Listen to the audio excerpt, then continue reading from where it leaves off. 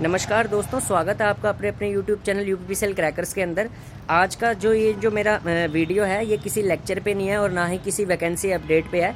दोस्तों साथ साथ में मैं फैक्ट्स भी लेके आता रहता हूँ। फैक्ट्स किस लिए लेके आता हूँ दोस्तों, हर एक इंजीनियर को कुछ फैक्ट्स के बारे में नॉलेज होनी चाहिए, क्योंकि ये नॉलेज कभी किसी जॉब इंटरव्यू में काम आ जाती है आपको, या फिर ये नॉलेज कभी कभार आपको पर्सनल जो लोग काम करते हैं फील्ड पे या फिर कह सकते हैं किसी सब स्टेशन पे, वहाँ पे काम आ सकती है। एज अ स्टूडेंट आपको ये कभी भी काम आ सकती है लाइफ में। तो ये फैक्ट्स की वीडियो है, ये फैक्ट पता होने चाहिए। तो आज का एक फैक्चुअल क्वेश्चन मैं डिस्कस करने जा रहा हूँ दोस्तों। वो क्या है, वो मशीन से रिलेटेड है कि ट्रांसफॉर्मर जो हमारा डिवाइस है उसकी जो एफिशिएंसी है वो बाकी इलेक्ट्रिकल इक्विपमेंट्स के मुकाबले ज़्यादा क्यों रहती है। ठीक है, आपने देखा होगा कि जो ट्रांसफॉर्मर है उसकी जो एफिशिएंसी होती है वो 98% होती है, लेकिन वहीं जो बाकी सारे इक्विपमेंट्स होते हैं हमारे, जैसे कि मशीन्स होते हैं, जैसे कि हमारी सिंक्रोनस मशीन होगी, इंडक्शन मशीन होगी, डीसी मशीन होगी, यानी जो रोटेटिंग मशीन्स हैं उनकी एफिशिएंसी 80 से 90% के ही बीच में क्यों रहती है, यानी ट्रांसफॉर्मर से कम क्यों रहती है। और ट्रांसफॉर्मर इतना हाईली एफिशिएंट क्यों है, तो ये सवाल आपके मन में भी आया होगा, जबकि वो भी तो बाकी सब भी तो मशीनरी हैं।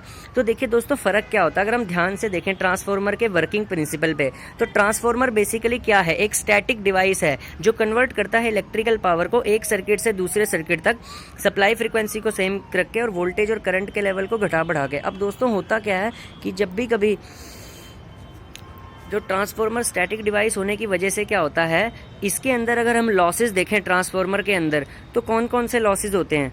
कोर लॉसेस होते हैं फ्लक्स की वजह से, जिसके अंदर एडी करंट और हिस्टेरेसिस लॉसेस आते हैं। और वाइंडिंग रेजिस्टेंस में जो लॉस होता है, जो वाइंडिंग रेजिस्टेंस की वजह से कॉपर लॉसेस होते हैं, वो सिर्फ इसके अंदर लॉसेस होते हैं। ठीक है, अब ट्रांसफॉर्मर क्योंकि स्टैटिक है, स्टैटिक मतलब रुका हुआ है, वो घूमता नहीं है। ठीक है, एच टाइप पोल पे खड़ा रहता है। ठीक है, और अगर किसी हम सब स्टेशन में जाते हैं तो सब स्टेशन में वो सिर्फ स्टैटिक रहता है, यानी घूमता नहीं है।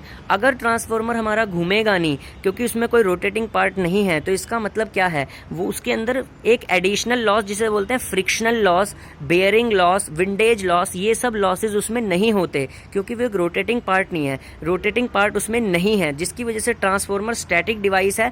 तो उसकी जो एफिशिएंसी है वो बाकी इलेक्ट्रिकल मशीनरी के मुकाबले ज़्यादा है, 98% है। वहीं अगर हम डीसी मशीन्स की बात करें, सिंक्रोनस मशीन्स की बात करें, इंडक्शन मशीन्स की बात करें, तो उनकी जो एफिशिएंसी होती है वो हल्की सी इससे कम होती है। क्यों? क्योंकि जो बाकी सारी मशीनरी होती हैं जैसे synchronous machine, induction machines, DC machines, इन सब में आयरन कॉपर लॉस तो होते ही हैं, लेकिन साथ साथ में क्योंकि ये घूमने वाली मशीन्स होती हैं, रोटेटिंग मशीन्स होती हैं, तो इनकी वजह से इसमें एक एडिशनल लॉस भी होता है जिसको बोलते हैं frictional loss, windage loss, bearing loss etcetera. तो ये लॉसेज कि एक्स्ट्रा होने की वजह से जो रोटेटिंग मशीन्स हैं उनकी एफिशिएंसी डाउन होती है। और जबकि ट्रांसफॉर्मर की बात करें तो ट्रांसफॉर्मर में फ्रिक्शनल लॉस और विंडेज लॉस तो है ही नहीं, क्योंकि वो एक स्टैटिक डिवाइस है। तो उसके अंदर सिर्फ दो ही लॉसेज होते हैं, आयरन लॉसेज हो गया और दूसरा कॉपर लॉसेज। तो इसीलिए ट्रांसफॉर्मर स्टैटिक होने की वजह से ज़्यादा एफिशिएंट होता है as compared to rotating machine के। Thank you.